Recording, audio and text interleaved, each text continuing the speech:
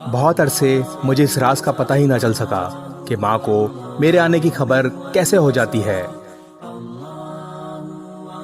میں اسکول سے آتا تو دستک دینے سے پہلے دروازہ کھل جاتا، کالج سے آتا تو دروازے کے قریب پہنچتے ہی ماں کا خوشی سے دمکتا چہرہ نظر آ جاتا۔ وہ پیار بھری مسکراہٹ سے میرا استقبال کرتی، دعا دیتی اور پھر صحن میں اینٹوں سے بنے چولہے کے قریب بیٹھ جاتا۔ ماں گرما گرم روٹی بناتی اور میں مزے سے کھاتا۔ جب میرا پسندیدہ کھانا پکا ہوا ہوتا تو ماں کہتی، چلو مقابلہ کریں۔ یہ مقابلہ بہت دلچسپ ہوتا تھا۔ ماں روٹی میرے سامنے رکھتی اور کہتی، اب دیکھتے ہیں کہ پہلے میری دوسری روٹی پکتی ہے یا تم اسے ختم کرتے ہو۔ ماں کچھ اس طرح سے روٹی پکاتی، ادھر آخری نوالا میرے منہ میں جاتا اور ادھر تازہ اور گرما گرم روٹی توے سے اتر کر میری پلیٹ میں آ جاتی۔ یوں میں 3 سے 4 روٹیاں کھا جاتا، لیکن مجھے کبھی سمجھ نہ آئی کہ فتح کس کی ہوئی۔ ہمارے گھر کے کچھ اصول تھے، سب ان پر عمل کرتے تھے۔ ہمیں سورج غروب ہونے کے بعد گھر سے نکلنے کی اجازت نہیں تھی،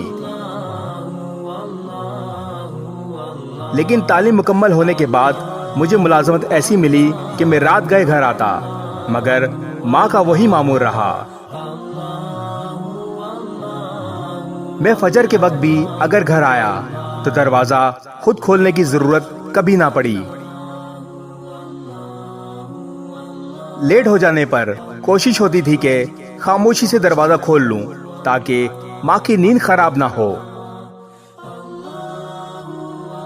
لیکن میں ادھر جیب سے چابی نکالتا اور ادھر دروازہ کھل جاتا۔ میں ماں سے پوچھتا تھا کہ آپ کو کیسے پتا چل جاتا ہے کہ میں آ گیا ہوں؟ وہ ہنس کر کہتی، مجھے تیری خوشبو آ جاتی ہے۔ پھر ایک دن ماں دنیا سے چلی گئی۔ ماں کی وفات کے بعد ایک دفعہ گھر لیٹ پہنچا، بہت دیر تک دروازے کے پاس کھڑا رہا،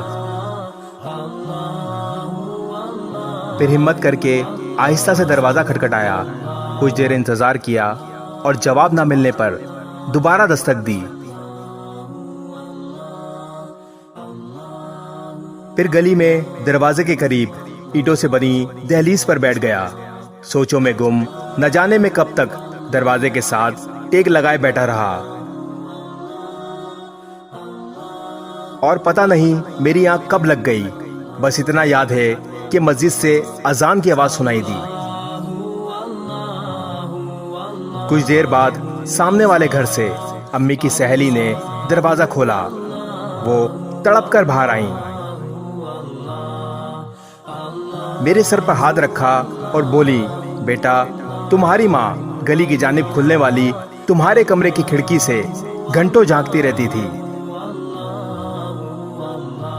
ادھر تو گلی میں قدم رکھتا تھا، وہ ادھر بھاگم بھاگ نیچے آ جاتی تھی۔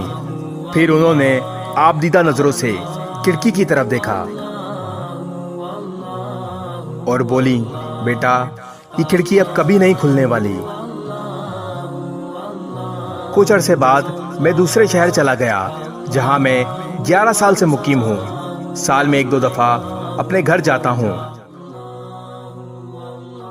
میرے کمرے کی وہ کھڑکی اب بھی وہاں موجود ہے، لیکن ماں کا وہ مسکراہٹ بھرا چہرہ مجھے کبھی نظر نہیں آیا۔ ماں باپ کے سائے کی نہ قدری مت کر اے نادان، دھوپ بہت کاٹے گی جب شجر کٹ جائے گا۔ اللہ پاک ہر کسی کے ماں باپ کو سلامت رکھے، آمین۔ اس ویڈیو کو شیئر ضرور کریں، ہو سکتا ہے آپ کے ایک شیئر سے یہ بات کسی کے دل میں اتر جائے۔